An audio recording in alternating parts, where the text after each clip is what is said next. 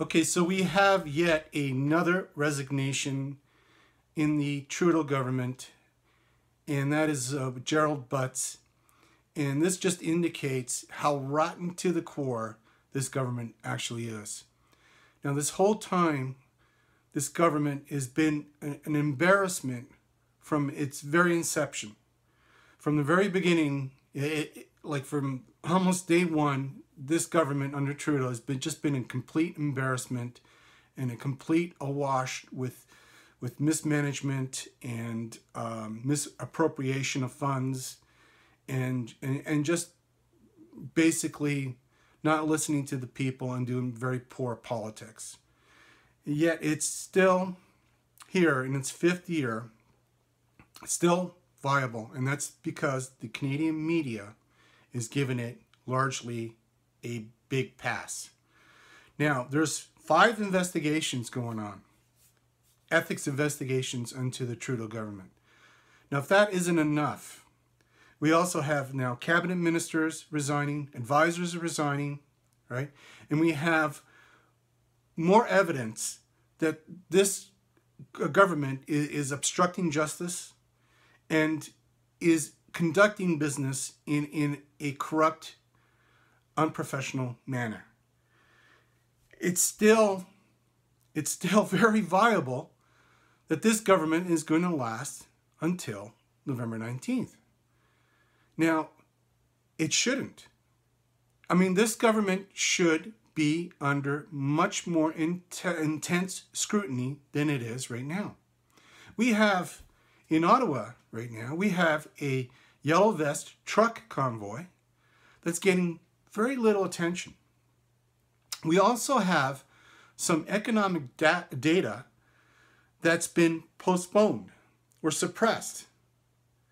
And that includes job numbers and balance of trade, which I think will show very clearly that this government, under the New Deal, is actually undersold us and is actually performing very poorly.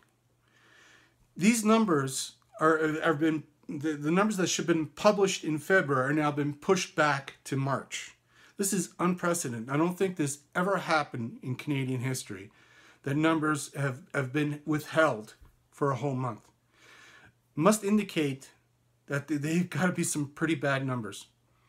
This can only transpire to more bad news for Justin Trudeau.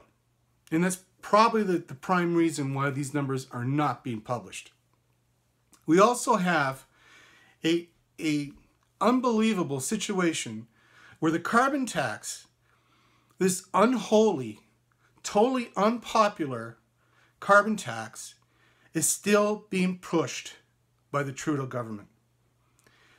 He's actually going to the root of the Supreme Court of Canada in order to push this on to the provinces who, for the most part, want nothing to do with it.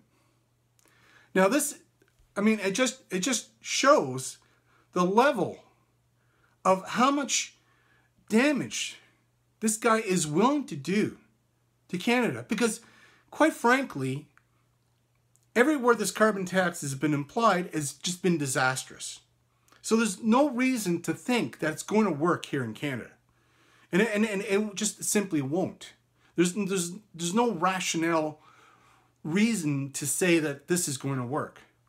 In actual fact, somebody like Doug Ford, and I don't know what you think of Doug Ford, but Doug Ford, I mean, I think he's much better than the previous government, so I'll give him that, right? But I'm not a big Doug Ford supporter. But his government basically got in on the opposition to the carbon tax. So that's how unholy and unpopular this particular motion is. And Trudeau doesn't seem to give a damn. He's just going to ram this as much as he can through and push it on all the provinces. I don't know how much more damage can be done. Certainly between now and November, Trudeau can think of a lot more ways to screw up Canada.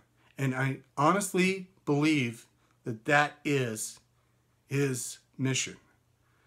I truly believe he's working for the globalist because there's just no explanation as to the course of action that this man has taken. Anyway, give me your thoughts. What do you think? Should we be calling or pressing for a snap election right now before Trudeau can harm the economy and our reputation any more than it is already? All right? Thanks for watching. Catch you next time.